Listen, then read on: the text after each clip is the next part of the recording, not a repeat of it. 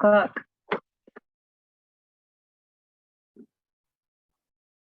morning, everybody, and welcome. We'll give it just a minute so you can settle in with your hot cup of coffee or tea or whatever gets you going in the morning. If you want to put into the chat box where you're joining us from in Alameda County, as presumably, we would love to see where you are.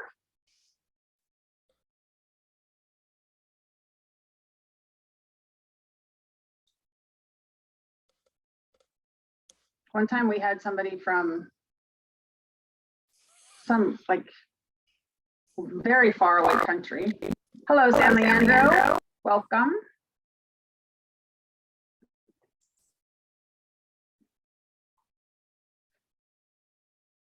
All right, let's go ahead and get started then. Thank you. Hello, Albany. Welcome. Thanks. It's always fun to see where people are joining us from. So again, good morning, everybody, and welcome to the Inclusivity in the Workplace webinar, sponsored by the Alameda Workforce Development Board. My name is Tara Brennan, and I'm the events manager here at CEA. And before we start today's webinar, I just want to go over a couple of housekeeping details with you. Your handouts for this presentation were attached to the reminder email that was also with the link. So for whatever reason, if you don't have those or you didn't get them, go ahead and shoot your email address into the chat box. I'll go ahead and email those back out to you.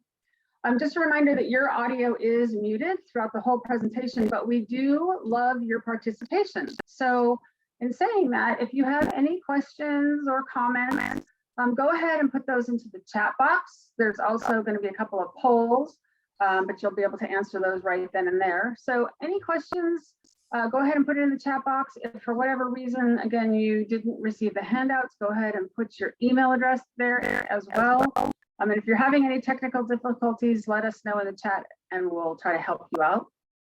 Just a quick reminder that there will be a very quick survey at the end of this. You'll just have to click on the button when it pops up. We would love your feedback. We are here to serve you and to create as best of informational webinars as we can. So your input is very helpful. Let's see, I think that's it for all the housekeeping. So now I'd like to go ahead and let you know, Natalie Jimenez is here. She is one of our directors of membership. She will be lurking in the background. And today our presenter is Keisha Hansen. She's one of our trainers and recruiters. So Keisha, it is all yours. Thank you so much, Tara. Welcome, everybody. It is always such a pleasure to work with Alameda Workforce Development Board. And on behalf of Alameda Workforce Board, we partner with them in providing you a free hotline.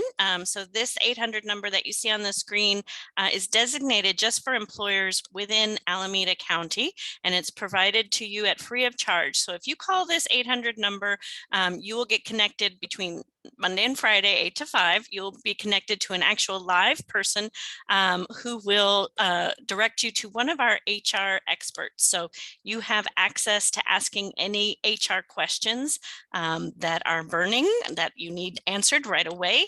And this is a great resource as things in California change within the hour, sometimes within the minute. So again, you have access to calling one of our HR advisors Monday through Friday from 8 to 5. It can be as simple as asking, I don't remember what the minimum wage is. It can be a little bit more complex. What's the paid sick leave right now regulations? So we're happy to have that partnership going with Alameda County and also take advantage of these other services that the Alameda County Workforce Development Board offers.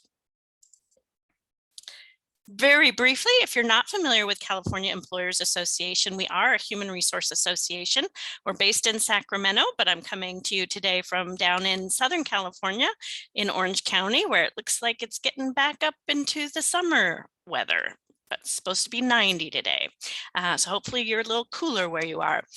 So we provide members, businesses throughout the state of California with HR compliance solutions, obviously trainings such as today. And as Tara mentioned, I'm also part of our recruiting services. So again, if you have any questions HR related, give us a call at that specific 800 number intended for employers in Alameda. We're not really, although we do a lot of compliance trainings, this isn't really compliance heavy today, but we always want to give our lawyers peace of mind by reminding you that I am not a lawyer. So this presentation should not be relied upon as legal advice. And we are talking about inclusivity today in the workplace, and you can't really talk about inclusion while also discussing diversity and equity. So we'll kind of review and cover some of the definitions of that. One of the biggest barriers to having an inclusive workplace is really our biases in the workplace. So we'll talk a little bit about that as well.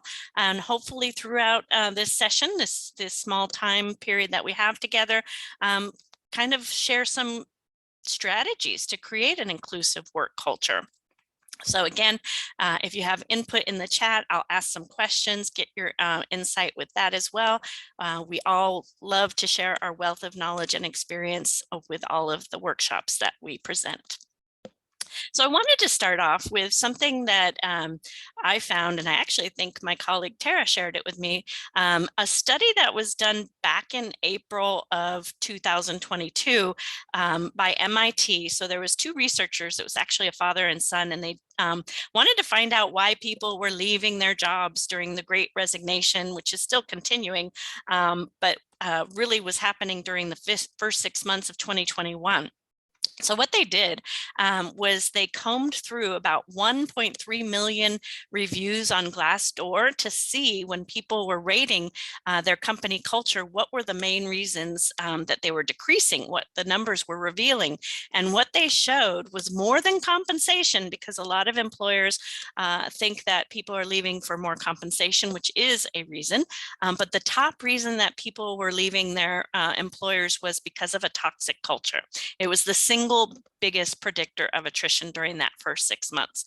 And what's interesting is they were able to identify what a toxic culture is. So the top 5 signs of a toxic culture were: number 1, incivility and disrespect, and number 2, a non-inclusive environment. So this is kind of what we're talking about today. And I think a lot of times when people think of DEI, they think of it as a separate entity, but it really should embed the whole company culture that exists, right? You want to be able to have a foundation of respect in your company. You want to have inclusive environment so people can share their opinions, ideas, and come to work being their true, authentic selves. It really enhances a company culture. So this is what we're going to talk about today, but I thought that was a really interesting statistic and survey done. And also they had a conversation with Brene Brown, who is a famous author and has one of the most reputable TED Talks on vulnerability and leadership. So if you like podcasts, I recommend finding that one with Brene Brown on this toxicity topic. So before we get into talking about the definitions of diversity, equity, and inclusion, I just want to do a quick poll just to kind of gauge where you are at within your company. Do you think that this is really important, that your company encourages a strong culture of diversity, equity, inclusion? So either agree, strongly agree, this is totally anonymous. So if there's somebody on the call with you, they don't know what you're answering. And yeah, you might not be sure, because right now, with everything that's gone on in the last 3 years, many of us are just trying to put out fires, make changes so that we can just sustain our culture, our company, our organization. But good, this is good, this is good. So 75% of you agree that your company encourages diversity, equity, inclusion, and some of you aren't sure right now. And yeah, I put you on the spot, so that's totally fair and valid. But like I said, it is something that should be a part of our, should be on the forefront of our minds in terms of if we want an inclusive culture. So let's start with diversity. I think for the most part, when we think of diversity, we think of the visual diversity, right? We think of what we see in terms of differences. So we see visually, we think we see differences in race, ethnicity, gender. And if you've had diversity training before, a lot of times they refer to the iceberg model. So that visual diversity is above the surface. It's what you visually see or what you think you see. But the majority of who we are as human beings lies below that surface, right? It's what we don't see. It's how we grew up. It's who our parents were. It's what schools we went to. It's our sexual orientation. It's our religious backgrounds. All of that underlying surface, below the surface, makes up who we are.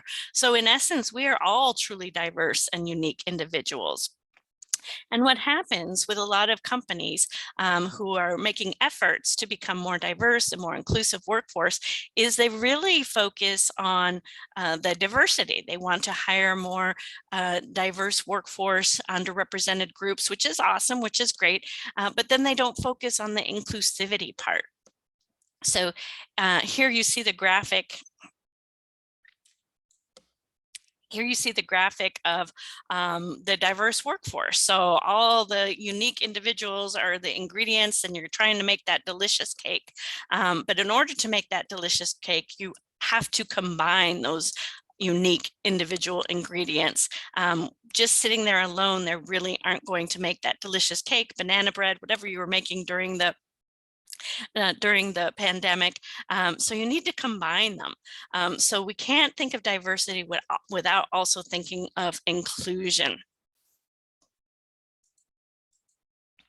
And I like to have this definition of diversity because it really talks about looking at diversity as an asset. So people's difference of backgrounds, styles, perspectives, values, beliefs are truly looked at as assets to the groups and organizations with which they interact. And unfortunately, historically, diversity hasn't been seen as a value or as an asset. So I really like this definition.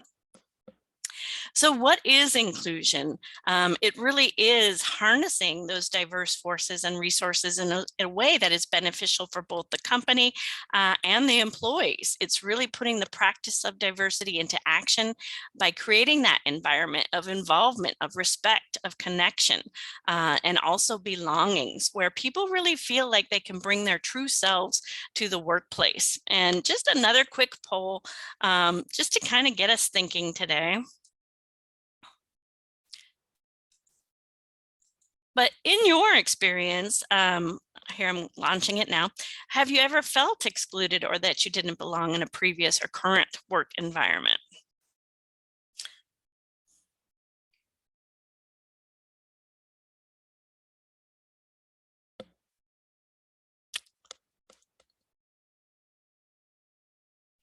Yeah. Yeah, that says a lot. So 80% have said yes, and 20% said many times. So absolutely nobody has said no. So it's a sign of the times, it's a sign of our companies, and we want to have that foundation of respect. We want to have that inclusive work environment. But one thing that's really important is you have to maintain it, right? I don't think it's any company's intention not to have a company that is inclusive or that doesn't have a foundation of respect, but it requires maintenance. It requires checking in on people. It requires allowing people to express their opinions and ideas and challenges. And when incidents occur, we want to be able to address them. Yeah, so if you've ever been in that environment, it's really hard to do your best work, isn't it? It's really hard to really excel when you don't feel like you belong in a work environment or you feel like you're being excluded. So belonging is actually being added to DEI. So you might see in some organizations that they have DEIB. So meaning the B standing for belonging. And again, belonging is one of our human needs. We want to belong to something as humans, whether it's our family, whether it's our friends, whether it's our community that we live in. But for the most part, we work many, many hours. So we also want to have that sense of belonging at work. And some definitions associated with belonging are feeling that I'm seen. When you're seen at work, that means you're recognized for your contribution, that you're valued, that you're respected by your colleagues. And Gallup, who does the polling and research on employee engagement, said that engaged employees are recognized at least once every 7 days. So it's not just a high five, but it's specific praise or recognition. And I usually ask this in almost all of my DEI trainings or inclusivity trainings or employee engagement. But anybody here overappreciated, over-recognized, overvalued? Gosh, Keisha, I can't take another compliment. I can't take another recognition. I just get so much. Tell me yes or no in the chat. Yes, I'm overvalued, over-recognized, overappreciated. And let me know. I'm not seeing anybody responding. So wait, oh, is anybody? Here we go. Alyssa, you are overappreciated and recognized? That's awesome. The majority of people have said, no, I'm not. So there's always room. And that's part of having that sense of belonging, is knowing that I'm contributing to the overall success of the company, team, organization that I work for. Oh, okay, good. Another element is feeling connected, and a lot of employers and companies are challenged right now of how do we connect our employees with each other when many of us are dispersed amongst different physical locations. We're working remotely, we're working hybrid. How do we keep that connection? How do we engage people with each other so that they have a positive work experience with their colleagues and managers and even senior leaders? Another one is feeling supported. When you feel supported at work, you know that people have you back, especially when things go wrong, and things are going to go wrong at work, right? We're human beings, we're not robots yet, so we're going to make mistakes along the way. So when I feel supported, when I feel that people on my team or people within my organization are going to support me, help find solutions to any things when they go wrong, that makes me have a stronger sense of belonging. And then when all of those exist within my workplace, I'm seen, I feel connected to my peers, my managers, my senior leaders, I feel supported. When I express my own opinions and ideas and perspective, I feel like I belong, then I have pride in where I work, right? And when you're proud of your work, you feel aligned with the purpose, vision, and values of the organization. So why does it matter? Well, when you have a diverse and inclusive workplace, one study is shown here on the left that 20% of your team innovation can increase. Also, you can be 3 times more likely to have higher productivity and higher performance when you have a truly diverse and inclusive work environment.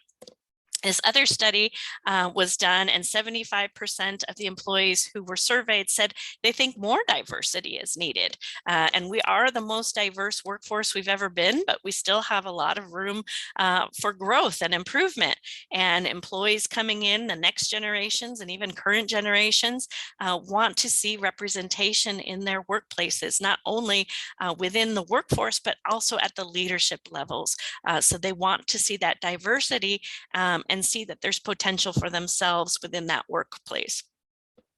Also, there has been an increase in job seekers actually asking about diversity initiatives and programs within the workplace in interviews when they're considering employment. And I've seen, as a recruiter, questions asked about members that I'm representing. What is their, do they have a diversity initiative? Do they have a program? What's their mission? What's their values? It's very important in considering jobs these days. And then 40% of employees believe respect is the most essential factor for a culture of inclusion. I actually thought that was kind of a low percentage. I didn't know what the other options were in this study, but definitely in order to have an inclusive work environment, you have to have respect with each other, right? So it is very important. Let's talk about the E in DEI, equity. And a lot of people confuse equity with equality and providing the same resources to everybody. But equity is really providing support based on individuals' specific needs. And it's manifested in fair access, obviously different resources provided, and it's an ability for everyone to thrive in an environment of respect and dignity. So not all employees have been given the same resources and privileges in the past. So it's an example of providing people what they need so that they can do their best work in the job. So you see from the graphic, people are trying to see over the fence. You can't give them all the same stand because they're at different heights. So you have to accommodate what individual needs of the people are so that you can give them the same opportunities to see over that fence as others. And when I think of an example of equity recently, I think of the pandemic and when employers for the first time were sending employees home and employees maybe didn't have an office to work out of. They were working out of their living room and they were sharing their living room with their children who are being homeschooled. So the Wi-Fi was getting used up by all the individuals in that living space, or maybe they just didn't have great Wi-Fi, or maybe they didn't have the equipment and tools set up, like even a desk at home. So it's providing those resources and equipment and tools to individuals so that everybody can do their jobs. So let's just do a very quick exercise. I want you to take a look at these different terms, and we're going to start with California. And in the chat, just off the top of your head, not even thinking about it, list some associations when you think of the word California. What are some things that just come to the top of your mind?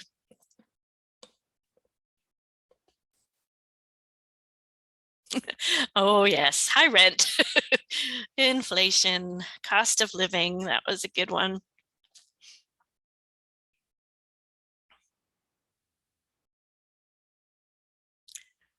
Sunny California. Very sunny sometimes. Expensive, beautiful beaches, palm trees. Let's do another one. How about what are your thoughts on the DMV? Just things that pop into your mind.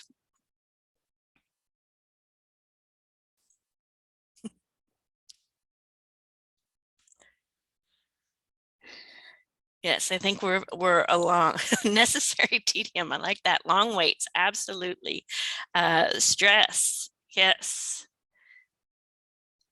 There are actually alternatives with the AAA. Sometimes you can utilize AAA now, so they have a little bit of competition at the DMV. But in general, we had a lot of the similar associations. We might have had some different associations. Yes. But more than likely, those associations were related to your previous experiences and perceptions with those terms. We do that also with groups of people, which results in our bias. And bias is one of the major barriers that prevents us from having a truly inclusive work environment. So there's conscious bias where we know we're prejudiced, or we know we have a preference over someone or something, but more often it's our unconscious bias. Thing to know about our unconscious bias is it's hardwired in all of us. And what it is our brain making those quick connections for us. So when we make quick judgments about people, the brain is trying to make connections based on our own experiences and perceptions. And this has been happening for hundreds and hundreds of years. And we used it previously to determine whether we were in danger or not, whether we had to fight or flight, right? But our brain is still hardwired to do that. So many times, again, it's making those quick judgments about people based on just our previous experience and perceptions. So it's hardwired in all of us. Doesn't mean you're a bad person, but it's really important to be self-conscious and self-aware of when we are making those quick judgments about people and situations. So again, it can be conscious and unconscious, but it really can have a major impact on employee interactions when when people are constantly making assumptions and judgments about people. One way, if you're really interested in this, to test your bias is Harvard has implemented the implicit bias testing. So you can go to this website and actually test yourself on different areas, sexual orientation, race, ethnicity, and see where you're at, right? So that you can be more self-aware of when you are making those quick judgments and assumptions. And again, it operates at the subconscious level. We're not bad people because we have unconscious bias. It's something hardwired in our brain. But the thing is to be aware of it, to be aware of when we aren't getting the facts about people, when we are just using those quick assumptions and judgments. And how it can impact the workplace. Well, number one, it can definitely affect our hiring process. We can definitely be very subjective and biased when we are considering people for roles. And we have now seen a lot of efforts into how do we reduce bias in hiring processes with our application tracking systems, removing people's first and last names so that we're not assuming their race, their ethnicity, their gender, where they live, maybe sometimes even their university. So really trying ways to make it more objective with the hiring process. Another way it can impact the workplace is through how people stay, their retention. Employees who perceive bias at work on a regular basis are more than 3 times as likely to start looking for that other job, as we saw in that survey at the very beginning with the toxic work environment. And then also it can impact advancement of how far can we advance in our positions. And if you see this statistic, 80% of the 1.1 million people who left the workforce in 2020 in the heart of the pandemic were women.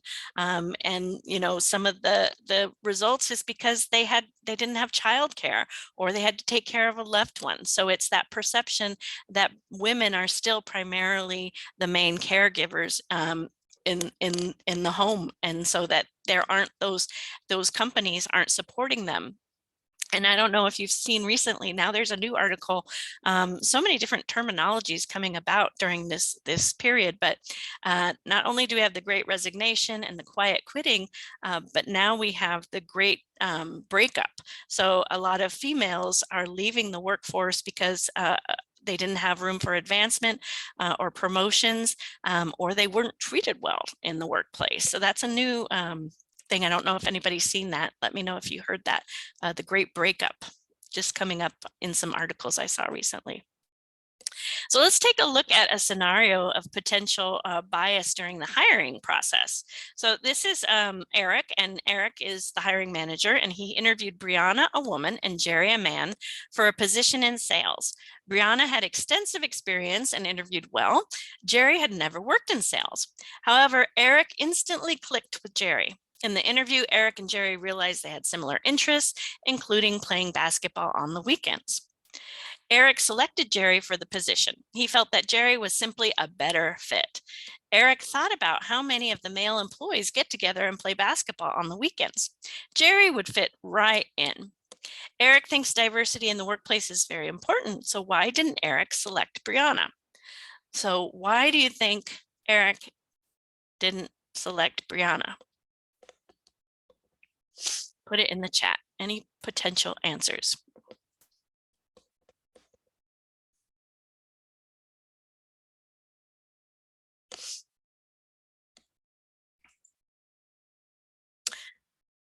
Yeah, his unconscious bias, it's really, you know, there's different varieties of types of bias. And again, we could do a whole day's training on this, but he is utilizing his affinity bias. So yes, somebody who is like him.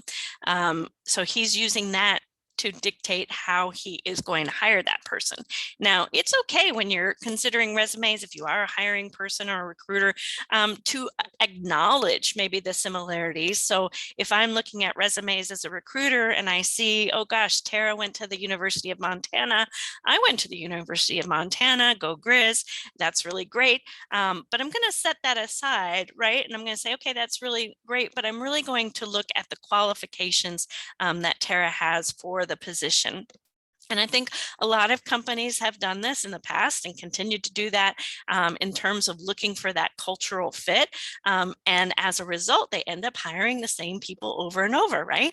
The same people who look like them, who have the same interests as them. And they really truly don't have that diversity, including that diversity of thought, just thinking a different way and having a different perspective. I know I've worked with some employers who are so headstrong about hiring someone within the same industry, even though a candidate might have all of the great qualifications and transferable skills from a different industry. They're just dead set on, like, they need to be in this industry. Well, there are a lot of transferable skills, and the person could bring some perspective from that other industry and what they learned in that, in terms of being a cultural add. So what can they add in terms of their skills that would bring more diversity and value to the company, instead of going for that cultural fit? So yes, Eric was using affinity bias. So we really want to use qualifications for the skills, and looking for maybe some different skills that the company doesn't already have that would bring value to the company.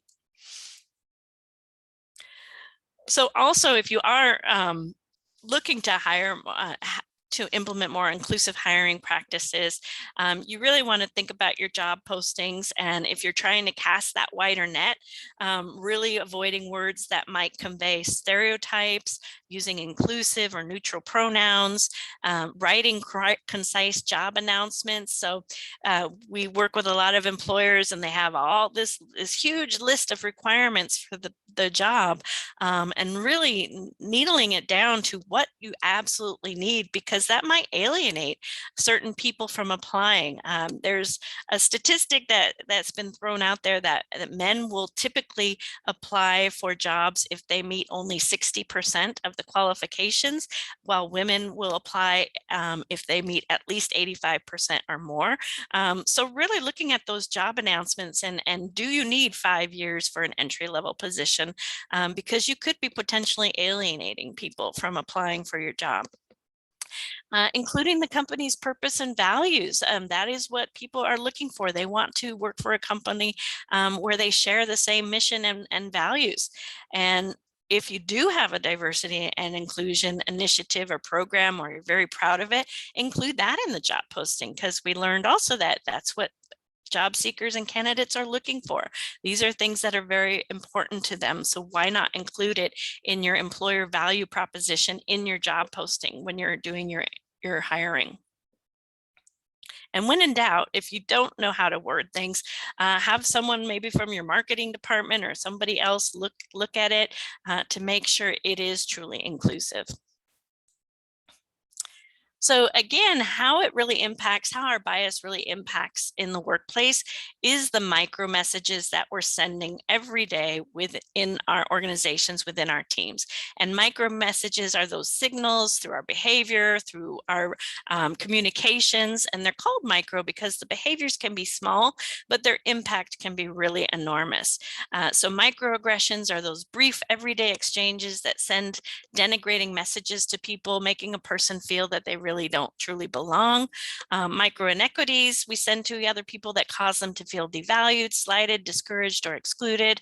What we really want to focus on is utilizing more micro affirmations. So those messages that cause people to feel valued, included, or encouraged, right? Really finding ways to value people, to acknowledge them, to include them in conversations and meetings, and encouraging their difference of thought, their diversity, their different perspectives. And these are just some that I could go on and on. Some examples of verbal microaggressions: assuming you're so articulate, you speak very well, assuming someone from another country doesn't speak the language well. These are those little things when they're not addressed in the workplace. If someone feels offended, if someone is uncomfortable with what you're saying or the behavior that you're using with them, that creates that starts to create that divide within a workplace. People don't feel comfortable that they can bring their issues or their challenges to their supervisors, to HR, and really have things addressed. So when things go unaddressed, that starts to impact the work culture. And even people who aren't receiving those microaggressions or those micro inequities, it impacts you. You create that environment of walking on eggshells. So really, it starts with us being self-aware. Yeah, micro affirmations is really just, ways that we reaffirm what people are doing well. Great job, Tara, on starting this meeting this morning, saying hello, greeting people. I usually give an example of, I used to work in a retail environment, and I would work at the front office. And we'd have people from our corporate offices come in all the time. And because I was sitting at the front desk, there was this one executive who would come in and he would never make eye contact with me. He would never greet me. He would just pass me by. And what's interesting was that I was the manager of a customer service for that shopping center. So I had a lot of input. I had a lot of insight. I could have given that person a lot of information, but they really, just by their behavior, just by their lack of eye contact, lack of greeting me, lack of smiling, really gave me that impression that I didn't belong, right? Those little, and that's why we call them micro. So one thing he could have done was just greet me in the morning, see how I'm doing, ask me how my day was, things like that. And then if it's our own team, also just asking them how they are, really connecting on a human level with people, and really wanting to know the answer to that, right? It has to be authentic. It has to be genuine. We know when people aren't really interested in learning the answer because they're not actively listening to us, which we'll talk a little bit about as well. But yeah, micro affirmations are just, affirming that people are doing things right, and you're interested in them and you really care. Good question. Thank you for asking. So one way we can be self-aware is, in general, we do make assumptions about people. We do have those unconscious biases, and it is those quick connections sometimes. So before we can catch up and really catch ourselves, we've had assumptions made about us as well. So one way to be self-aware is kind of write down, what do you think people are assuming about you? And that you don't have to do this right now, but you can just think about it. And how does that make you feel when you've had assumptions or judgments made about you and they haven't been true? So one that I've experienced in my career is that I am blonde-ish, and I am not dumb. And people have underestimated me at times because of my appearance and what they think is related to being blonde.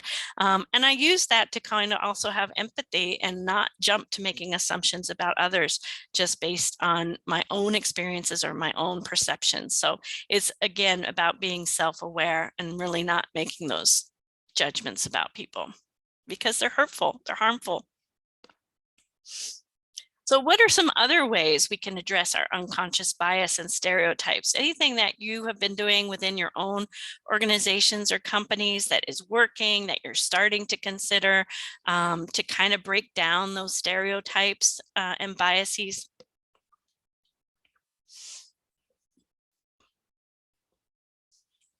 Put it in the chat.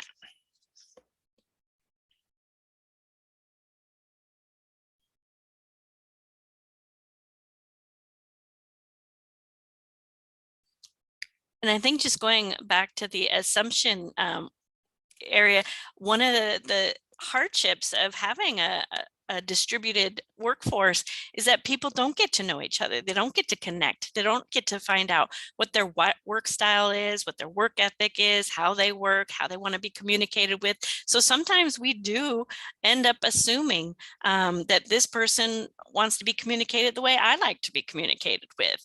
And so instead of, we really need to make a conscious effort when we're learning to get to know each other virtually, we have to make more of an effort to connect and find out what their work style is, because we get that opportunity when we're in person, face to face, a lot better than we do when we're only working virtually. And we've had so many employers during the pandemic who hired people, onboarded people just virtually. They didn't have the opportunity to even meet their colleagues or peers in person. So that can create some assumptions, right? Some judgments if you don't get to know that person on a human level and ask them questions about how they like to be communicated with.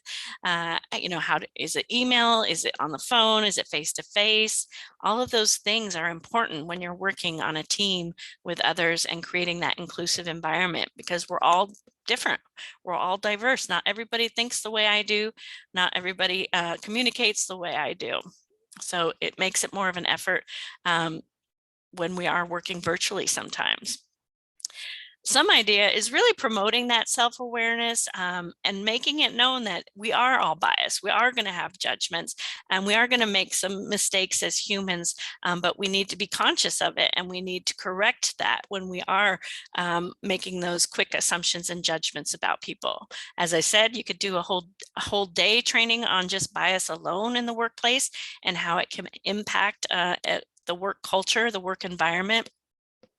Promoting positive dialogue and discussions. I don't know if anybody on the call has a DEI committee or an initiative or programs where maybe people can, and who are really interested in talking about this topic, can do so in a small, safer, smaller environment, safe environment, and really get some initiatives going with the company and with the teams. Providing multiple ways for employees to share their thoughts. And I think someone mentioned about neurodiversity and physical abilities. And sometimes one of the biases we have in the workplace is really calling on those people who are extroverted, right? Who always speak up in a meeting or speak up in a large group. And we tend to consider those people's thoughts, where you want to be able to provide different ways for people, because not everybody is comfortable speaking up in front of others. Maybe they want to share their thoughts through an email, or maybe they want to have a one-on-one conversation with somebody. So really considering that not everybody is going to speak up, and really being conscious of that. And one way to do that, one way really to observe behaviors, is in meetings. That's really where you'll get an idea of how people, when people are speaking up, if we're calling on too many people too many times, and really making it more diverse and disperse the opportunities for people to express their opinions and thoughts. Showing value and appreciation for ideas. Again, according to Gallup, we don't do that enough.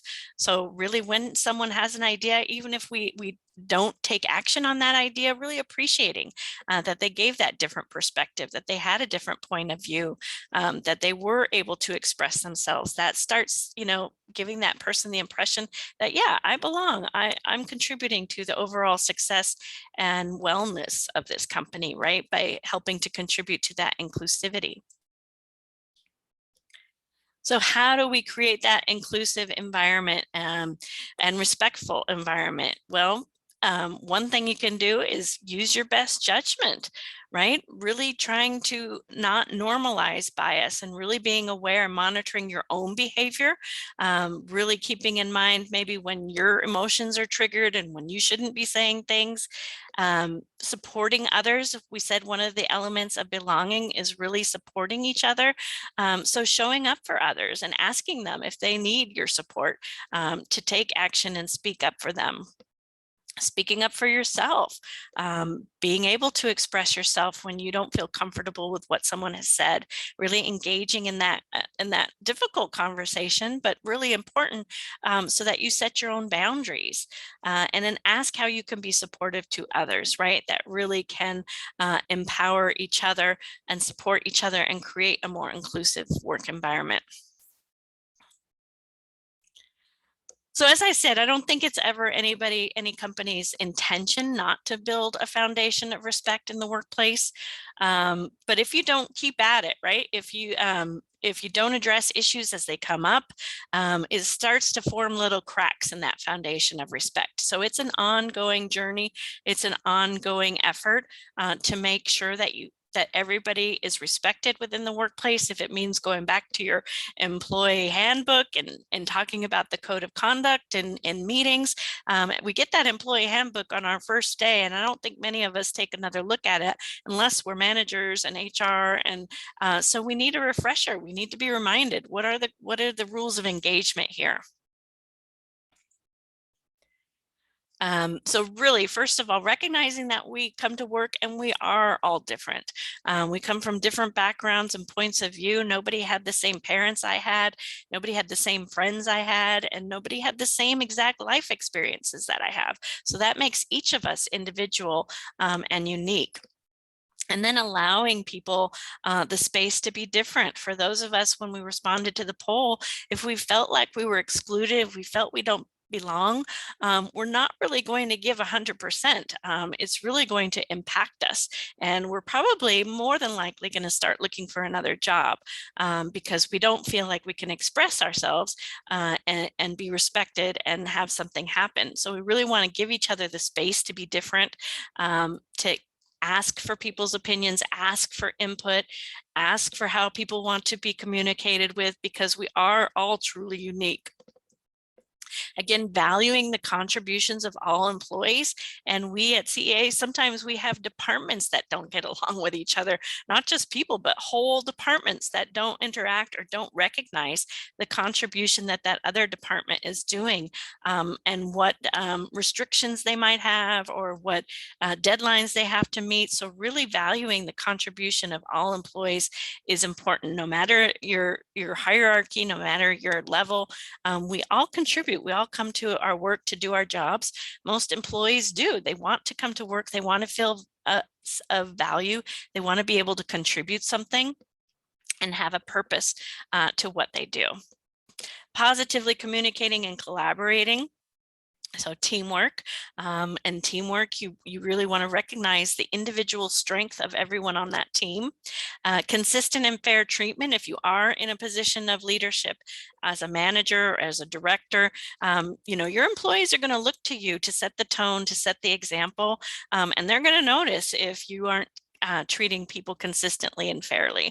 If you're calling someone out for good behavior and calling someone else out for bad behavior and not being consistent on all ends, people are going to start to notice that, and that's going to start breaking that foundation of respect again.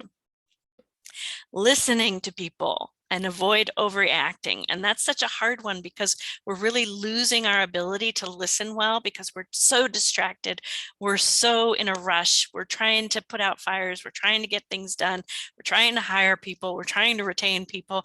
But we really need to take that moment and really listen, really communicate well. So respectful communication, if you think of all of the relationships you have, personal and professional, it's a result of each conversation that you have with that person, whether it's face-to-face, whether it's phone, whether it's email, all of those accumulations of conversations build that relationship. So you really want to engage in respectful communication and actively listening. So learning the facts, not making those quick judgments and assumptions, but really taking the time to learn the facts about someone, actively soliciting questions with people, listening with an open mind. And sometimes we've worked with coworkers for years and years, so we assume, oh, I know what Tara's going to say. She's going to say this, but really, listening with that clear and open mind and not assuming that I really know what she's thinking. Staying in that present moment. We get all those notifications. I can imagine that many of you have your smartphone sitting right next to you right now, or your computers sending you pings and notifications. But one way you can stay in the present when talking with someone is putting those devices away, turning the notifications off, so that you can really be in that present moment. Being clear on what you're saying what you mean and meaning what you say. A lot of times we have, especially with managers, they tell their employees they have an open door policy, come and see me anytime if you have any issues, if you have any challenges, and then the employee goes to see them and the door is locked, they're not there, they're not available, and that sends a message again of being excluded if you're not really caring about my issues. And that is really important to maintain that inclusive culture, is that you are available, that you, when someone has an issue, if they're not feeling comfortable with something with a colleague within the organization, they need to be able to express that. They need to be able to bring that to the table. And if not, again, that's going to create that, lead to that festering under the surface, and then it's going to start to bubble. Either the person leaves or it creates even more of a toxicity in the workplace. People start gossiping. They talk about the situation rather than talking to someone about the situation.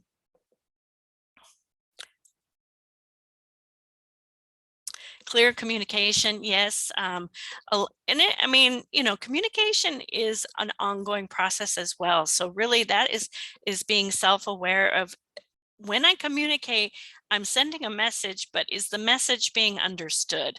And that's our responsibility as the communicators. When we are communicating, whether it's a direction to our team or our colleague or our peer, that they really understand what we are trying to say. So yeah, clear communication is kind. Thank you, Tara, for that. I love that. Resisting the urge to interrupt. And we have so many thoughts going throughout our minds throughout the day. We have so many interruptions, so many distractions that we just want to be able to say what we say before we forget sometimes. But again, that's sending a message. When we're interrupting people, when we're over talking, we're really not actively there. We're just focusing on what we want to say. So we really have to resist that. And I would have to be transparent and say sometimes I do that.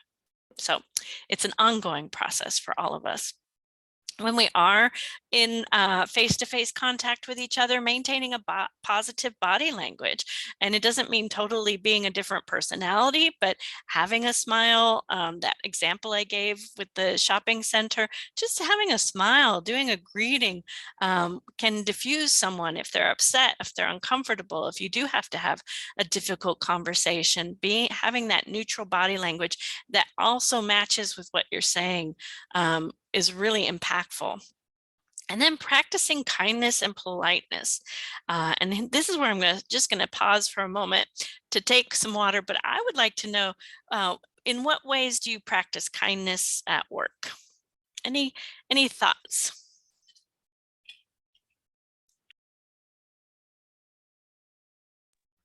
Or what has someone done for you lately as an act of kindness?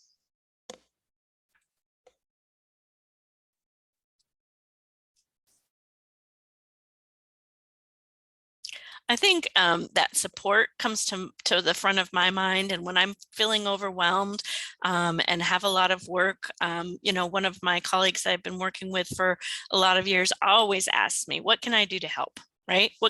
How can I be there for you? How can I take that on? And that just really gives me that sense of relief, first of all, that I don't have to do this on my own, but also gives me that sense of belonging. Like, this person is supporting me. I don't have to do this alone. And feeling that way, feeling isolated or excluded, really does make us feel like we're in this alone. And we really do, again, have that sense of wanting to connect and belong to something. Yeah, absolutely. Again, it's so simple, but just asking people. And again, we get so bogged down in the day-to-day and the speed of getting things done. With technology, it seems like we have to get things done faster and faster. Simply taking the time to really connect with people and ask them what they need is really important to people. I mean, it can be just, again, those little things, those micro affirmations, checking in with people, complimenting people on what they're doing well. We want to know what we're doing well. Yeah, taking an interest in their life and well-being. And we've been through a lot, haven't we? In the last several years, we've been through a tremendous amount. And that has kind of united many of us. When we were first doing these virtual meetings for CEA, for our own staff, we weren't used to being on camera, and our CEO really made a decision. She said, you need to be on camera. And at first, during the pandemic, we were having these staff meetings every day, and we were just also overwhelmed, confused with all of the changes with the pandemic, all the regulations, and little by little, we got more comfortable being on camera with each other, and we were able to share what was going on, what we were worried about, what we were concerned about, just simply asking what people were binge watching on Netflix and the different things, which has remained to this day. We now have weekly staff meetings. We're back to weekly, but we always ask each other what people are watching, and that gives you insight too, right? When you just have those human conversation, it gives you insight to people and how they are. So you're learning more of the facts about people. And then I think we've mentioned it already, but just speaking up if you feel someone is being left out at work. It can be a horrible feeling. I'm sure many of us have felt it at times in our personal lives, whether growing up in school, not being picked for a certain team, all of those things don't build that inclusivity, don't build that confidence in or that sense of belonging. So if you feel like someone's being left out at work, speak up and talk to them, ask them. But avoid making those snap judgments about people who are different from you. Keep an open mind, ask questions. Hopefully you can give honest feedback to your company or organization about its efforts to create an even more diverse and inclusive environment, because it really contributes to the overall success of a company. It overall contributes to a healthier work environment, a better place to be. Who doesn't want to have a healthy work environment and have that sense of belonging? So creating an inclusive work culture, again, create safe spaces for people, meet them where they are. How do they want to be communicated? How do they want to interact? Rethink your meetings. That is, again, it's going to give you insight as to who's speaking up, who's maybe being excluded. Sometimes, again, it can be whole departments that maybe we don't think need to be in the meeting, but really want to be in the meeting, who really want to give it insight. Or maybe it's a department that's really going to be impacted by this decision that we're making, so they should be involved in the meetings. We talked about recognizing and rewarding everyone's performance, what they're doing, and that doesn't mean giving everybody a trophy, but it's being consistent and fair.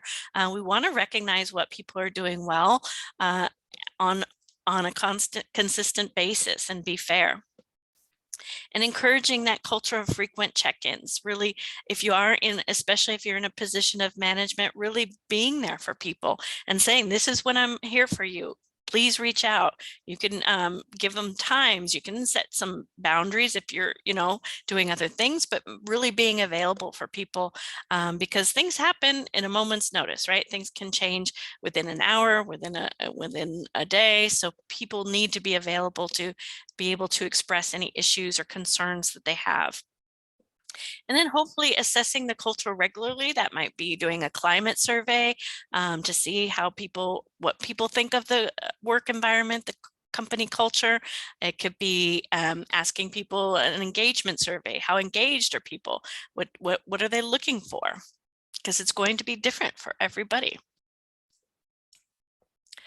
And lastly, it's really abiding by the platinum rule. It used to be the golden rule, people, which was treat others the way you want to be treated. But if we've learned anything today, it's that we are all truly unique and different. And so we want to treat others the way they want to be treated. So that, again, results in us needing to connect with people and asking them, how would you like to be communicated? What are you comfortable with this? Really getting to know people and their work styles and their work ethics and their forms of communication so that you can build that work environment that is inclusive and respectful.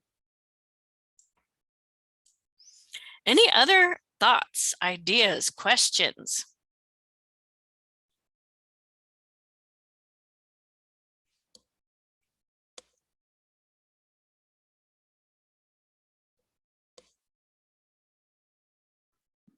So much good food for thought, Keisha.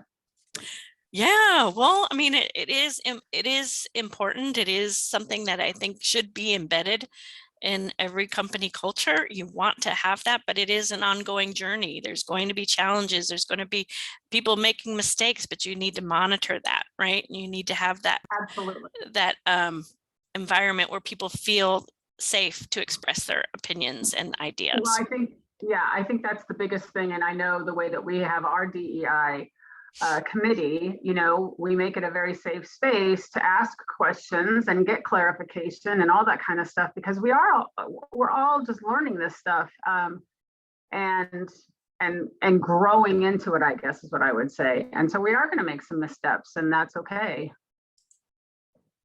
Somebody just put something in the chat. Let me just read it. Maintenance, as you said, is key, ongoing effort. Absolutely, Alyssa. Yeah. Anything else from anybody? Excellent. Okay, yes. To answer your question, Doris, the webinar was recorded. I will be putting into right now, as a matter of fact, I'll do this. The website that it will be available, give it a day or two, maybe probably next week, actually. Excuse me, in order to get it downloaded and all that good stuff. Keisha just put up the codes for continuing education. The HRCI code is 588733, and the SHRM code is 22-759H as in Harry, S as in Sam, or Styles, maybe, I don't know. I'm also going to put the Alameda County hotline number in here, just so you have that as well, again, so you can pull that if you need that. And with all of that said and done, thank you so much for all of your participation. Keisha, as always, thanks for such a great presentation. There will be a web or a survey that will pop up right after this. So if you would please go ahead and take that survey, we would really appreciate your feedback. We really love Alameda and we love working with everybody. So we want to do the best that we possibly can. So with all of that said and done, thanks everybody for being here. We really appreciate it. Go out and have a really great day. Oh yeah. Go ahead, Keisha. Thank you, everyone. Oh, thanks everybody. Take care. Bye.